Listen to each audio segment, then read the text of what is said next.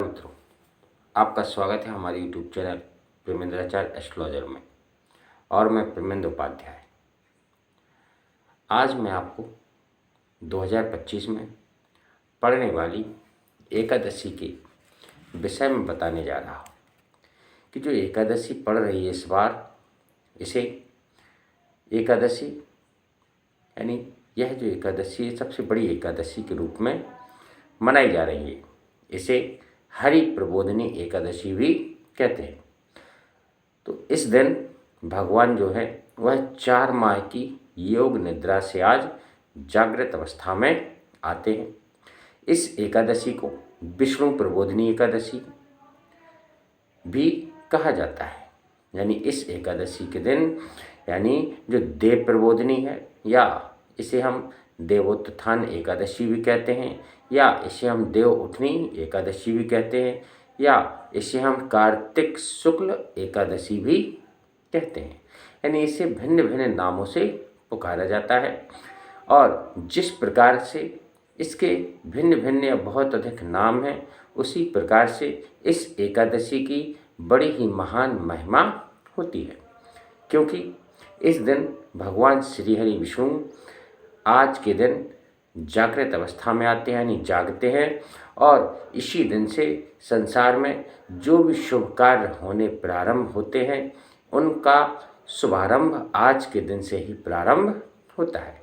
यानी किसी भी शुभ काम को करने के लिए एकादशी के बाद से ही कोई भी शुभ कार्य किया जाता है, जैसे विवाह संबंधित। और आज के ही दिन माँ तुलसी जी का विवाह है शालिग्राम जी महाराज यानी भगवान विष्णु के अवतार के साथ किया जाता है। यानी इस बार जो एकादशी के व्रत से संबंधित बहुत अधिक कन्फ्यूजन फैला हुआ है। कुछ लोग कह रहे हैं कि एकादशी का व्रत 1 नवंबर को किया जाएगा, जबकि कुछ लोग कह रहे हैं कि जो एकादशी का व्रत है वह 2 नवंबर को किया जाएगा। तो चूँकि मित्रों मैं इसके विषय में कुछ बताने जा रहा हूँ कि जो एकादशी है वह 1 नवंबर को प्रारंभ हो रही है, लेकिन चूँकि जो एकादशी का प्रारंभ का समय है 1 नवंबर को, वह सुबह 9:11 है। यानी एकादशी 1 नवंबर को सुबह 9:11 पर आएगी। और जो एकादशी के समापन का समय है वह है 2 नवंबर को सुबह 7:31। तो चूँकि जो एकादशी होती है उसे उदया तिथि के अनुसार मनाया जाता है। अब चूँकि 1 नवंबर को जो 9:31 पर प्रारंभ हो रही है एकादशी, तो उस दिन उदया तिथि ना होने के कारण हम इसे 2 नवंबर के दिन मनाएंगे। दूसरी एक और बात होती है कि जो 1 नवंबर को एकादशी प्रारंभ हो रही है उस दिन उसमें क्या है कि वह एकादशी 10वीं युक्ता एकादशी है। और शास्त्रों में ऐसा वर्णन किया गया है कि जो 10वीं युक्ता एकादशी होती है उसको शास्त्रों में निषेध बताया गया है। यानी ऐसी एकादशी यानी 10वीं युक्ता एकादशी को व्रत करना शास्त्रों में मना किया गया। तो इसलिए हम 1 नवंबर को एकादशी का व्रत नहीं करेंगे। एकादशी का व्रत हम 2 नवंबर को करेंगे, क्योंकि उस दिन एकादशी उदया तिथि में आ रही है। और चूँकि उदया तिथि के साथ साथ ये जो देव उठनी एकादशी है वह 2 नवंबर को इसलिए मनाई जाएगी क्योंकि 2 नवंबर को हमें तिरस्पर्शा एकादशी प्राप्त हो रही है। अब तिरस्पर्शा एकादशी क्या होती है? तो चूँकि यानी जो तिरस्पर्शा एकादशी होती है उस दिन 3 तिथियां एक साथ हो रही हैं, यानी एकादशी, द्वादशी और त्रयोदशी।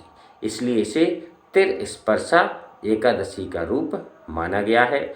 और यह जो दिन होता है यह बड़ा ही शुभ माना जाता है।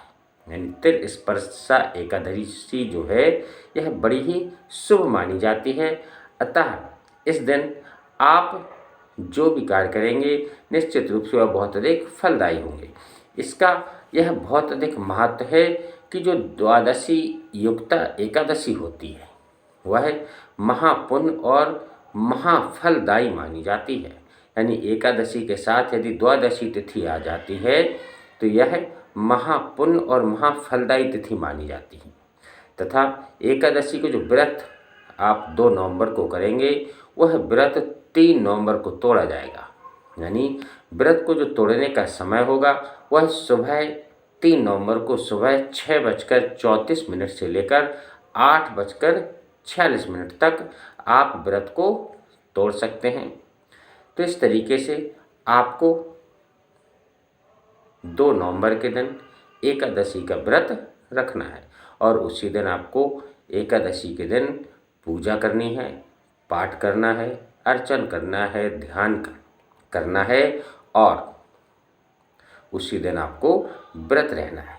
यानी अब हम बात करते हैं एकादशी के दिन किए जाने वाले कुछ महत्वपूर्ण उपायों के बारे में, जिन उपायों को करके आप अपने जीवन में जो भी समस्याएं हैं, चाहे धन संबंधी हो, विवाह संबंधी हो, बीमारी संबंधी हो या किसी व्यवसाय संबंधी हो या कारोबार संबंधी हो, किसी भी प्रकार की कोई समस्या हो, उस समस्या से निश्चित रूप से आपको हल प्राप्त हो जाएगा।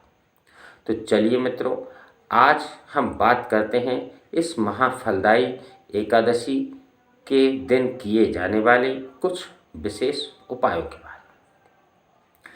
तो सबसे पहला जो उपाय है वह उपाय है एकादशी के दिन आपको 5 तुलसी पत्र यानी तुलसी दल 5 तुलसी दल लेना है एकादशी के दिन। अब चूंकि एकादशी के दिन तुलसी को तोड़ना वर्जित होता है, एकादशी के दिन तुलसी को नहीं तोड़ा जाता है।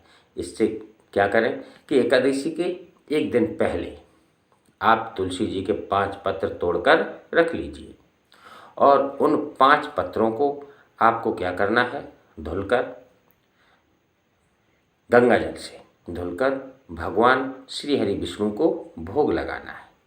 यह आप अपने घर के पूजा घर में करना है। यानी यह उपाय आपको अपने घर के पूजा घर में करना है। यदि पूजा घर में आपके यहाँ कोई भगवान श्री विष्णु जी की मूर्ति हो, विष्णु जी की ना हो तो प्रभु श्री रामचंद्र की हो या श्री कृष्ण भगवान की हो, यानी विष्णु अवतार जो भी है उन अवतारों में से कोई भी मूर्ति यदि आपके पास है तो आप उसी मूर्ति के सामने 5 तुलसी पत्र का भोग लगाइए और भोग लगाने के बाद आपको एक दीपक लेना है।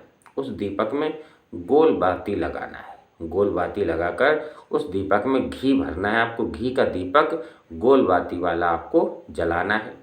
जब आप उसे प्रज्वलित कर दें, इसके बाद आपको 11 बार ओम नमो भगवते वासुदेवाय नमः इस मंत्र का जाप करना है। 11 बार इस मंत्र का जाप करेंगे तो निश्चित रूप से इसके बाद 11 बार मंत्र का जाप करने के बाद आप भगवान विष्णु श्री हरि के सामने अपनी जो भी मनोकामना है, जो भी इच्छा हो आपकी, वह इच्छा आप भगवान विष्णु से आपकी उन्हीं के सामने कहिए। तो निश्चित रूप से आपकी जो भी इच्छा होगी, जो भी मनोकामना होगी, वह निश्चित रूप से पूर्ण होगी और इसके पूर्ण होने की संभावना 100% हो जाएगी। यानी आपकी मान लीजिए इच्छा है, निर्धनता है, आपके घर में बहुत अधिक परेशानी है, पैसे की बहुत तंगी है या धन का अभाव है या घर में कोई बहुत अधिक बीमार रहता हो या किसी भी व्यक्ति का विवाह ना हो रहा हो, इस प्रकार से आपके घर में जो भी समस्या हो, यानी आपकी जो भी इच्छा हो, निश्चित रूप से वह इच्छा आपकी पूर्ण हो जाएगी। लेकिन विशेष ध्यान रखना है कि एकादशी के दिन आपको तुलसी तोड़ना नहीं। इसके बाद जो दूसरा उपाय है, दूसरे उपाय के बारे में हम बात करते हैं। यदि आपके ऊपर बहुत अधिक आर्थिक संकट हो, बहुत अधिक आप आर्थिक परेशानियों से जूझ रहे हो, बहुत अधिक धन की समस्या हो, एक एक रुपये कमाने के लिए आपको बहुत अधिक परिश्रम करना पड़ रहा हो, तो इसके लिए आपको एकादशी की रात्रि में एक उपाय करना है। यानी सोने से पहले, एकादशी की रात्रि को सोने से पहले आपको एक उपाय करना है। वह उपाय क्या है सुनिए। कि इसके लिए आपको क्या करना है कि एक दीपक लेना है। यानी आप मिट्टी का दीपक ले सकते हैं, लेकिन आटे का दीपक सबसे अधिक शुभ माना गया है, इसलिए आप एक आटे का दीपक बनाइए और एक सूखी हुई तुलसी की लकड़ी आपको लेना है। अब ये सूखी हुई तुलसी की जो लकड़ी है उसे आप एकादशी के एक दिन पहले, अगर घर में सूखी हुई तुलसी हो तो उसी से एक डंडी छोटी सी तोड़ लीजिए, या फिर पुरानी तुलसी कोई रखी हो उसकी एक छोटी सी डंडी आप ले लीजिए।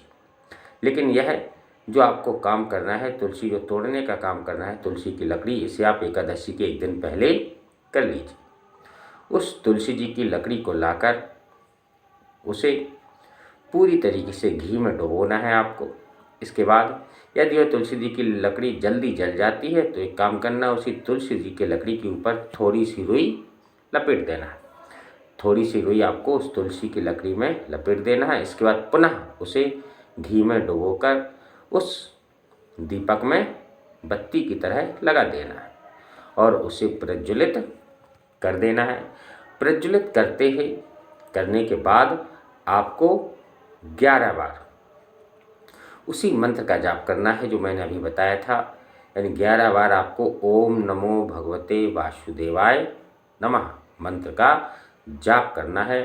तो इससे क्या होगा कि आपके घर में जो भी धन की समस्या हो रही होगी वह समाप्त होना प्रारंभ हो जाएगी। इसके बाद मित्रों, जो तीसरा उपाय है हम उसके बारे में बात करते हैं। जो तीसरा उपाय है तो इसमें क्या करना है, आपको आपके घर में तुलसी जी का गमला अवश्य होगा। यानी तुलसी जी जिस स्थान पर विराजमान होंगी वह स्थान आपके घर में अवश्य होगा, यानी गमला होगा। तो यह उपाय आपको गमले में करना है। पिसी हुई हल्दी लेना है। पिसी हुई हल्दी को ले जाकर तुलसी माँ के गमले में आपको डालना है। यानी पूरे गमले की जो मिट्टी है नीचे उस पर आपको पूरी हल्दी डाल देना है, यानी छिड़काव कर देना है। तुलसी माँ के गमले में हल्दी का छिड़काव करना है। इसके बाद चूँकि जो हल्दी होती है वह भगवान विष्णु का स्वरूप मानी जाती है, और अगर आपके कुंडली में अगर गुरु प्रभाव नहीं दिखा रहा है तो गुरु का भी सूचक हल्दी होती है। तो आपके जो भी गुरु का प्रभाव है वह भी प्रबल होता है हल्दी से। इसलिए आप तुलसी के गमले में हल्दी डालिए। यानी तुलसी जी के गमले में हल्दी डालते हुए आपको कम से कम 11 बार, हो सके 21 बार, और अधिक हो सके तो 51 बार, और अधिक हो सके तो 108 बार आप ओम नमो भगवते वासुदेवाय मंत्र का जाप करते रहें। यानी जब आप हल्दी डालते जाएं गमले में और साथ में ओम नमो भगवते वासुदेवाय मंत्र का जाप करते रहें। तो इस प्रकार से जब आप यह उपाय को करेंगे तो निश्चित रूप से इस उपाय का प्रभाव आपके जीवन पर रातों रात पड़ेगा। आपको खुद इस बात का अनुभव होना प्रारंभ हो जाएगा। इसके बाद मित्रों, आइए बात करते हैं चौथे उपाय के विषय में। जो चौथा उपाय है, यह उपाय आपके घर में स्थिर लक्ष्मी के वास से संबंधित है। यानी यदि आप अपने घर में लक्ष्मी जी का स्थिर वास कराना चाहते हैं तो इसके लिए आपको क्या करना है, सूखी हल्दी लेना है। यानी हल्दी लेना है और हल्दी को एक कटोरी में ले लेना है, उसमें थोड़ा सा जल मिलाकर उसे गीला कर लेना है, यानी उसका पेस्ट जैसा बना लेना है। उस पेस्ट को बनाकर आपको उसी हल्दी से, यानी जो पेस्ट बनी हुई या गीली हल्दी है, उसी हल्दी से आपको 4 स्थानों पर स्वास्तिक के चिन्ह बनाना है। अब वो 4 स्थान कौन कौन से हैं जहाँ पर आपको स्वास्तिक के चिन्ह बनाना है? क्योंकि जो स्वास्तिक बनाने की सही विधि है वह मैंने एक वीडियो में बताई थी, उसको आप देख सकते हैं। तो आपको 4 कौन कौन से स्थान हैं जहाँ पर आपको उस हल्दी से स्वास्तिक के चिन्ह बनाना है। तो सबसे पहला जो आपको स्वास्तिक का चिन्ह बनाना है वह है अपने घर के मुख्य द्वार पर। यानी अपने घर के मुख्य द्वार पर दोनों तरफ आपको स्वास्तिक के 2 चिन्ह बनाने हैं। दोनों तरफ उसी हल्दी से आपको स्वास्तिक के 2 चिन्ह बनाना है। इसके बाद आप घर के अंदर आइए और आपका जो भी पूजा घर है जहाँ पर आप बैठकर पूजा करते हैं, पूजा के स्थान पर आपको उसी हल्दी से स्वास्तिक का चिन्ह बनाना है। इसके बाद तीसरा चिन्ह ये बन गया। चौथा चिन्ह जो स्वास्तिक का आपको बनाना है वो बनाना है आपको अपनी तिजोरी में या अपनी अलमारी में जहाँ आप पैसा रखते हैं। यानी जहाँ आप धन का संचय करते हैं उस स्थान पर उसी हल्दी से आप स्वास्तिक का चिन्ह बना दीजिए। तो जब आप इस प्रकार से करेंगे तो आपके घर में जो लक्ष्मी जी का वास होगा वह स्थायी रूप से आपके घर में लक्ष्मी जी का वास हो जाएगा। तो इस तरीके से मित्रों आप इन उपायों को श्रद्धा और विश्वास के साथ कीजिए, क्योंकि इन उपायों को करने का मौका आपको वर्ष में केवल एक बार प्राप्त होता है, क्योंकि एक बार ये एकादशी चली गई फिर एक वर्ष के लिए ये एकादशी चली जाती है। इसलिए इन उपायों को पूर्ण विश्वास और श्रद्धा के साथ करना, और जिस प्रकार मैंने बताया है यदि आप इसी प्रकार से इन उपायों को करेंगे तो निश्चित रूप से आपके जीवन में परिवर्तन अवश्य होगा। तो मित्रों, इसी के साथ फिर मिलेंगे अपने अगले वीडियो में। तब तक के लिए राम राम मित्रों। आप लोगों का एकादशी का जो व्रत है वह श्री हरि की कृपा से सफल हो, आपको जीवन में सफलता प्राप्त हो, आप जिसकी कामना करते हैं वह आपकी कामना पूर्ण हो। इसी के साथ मित्रों, राधे राधे।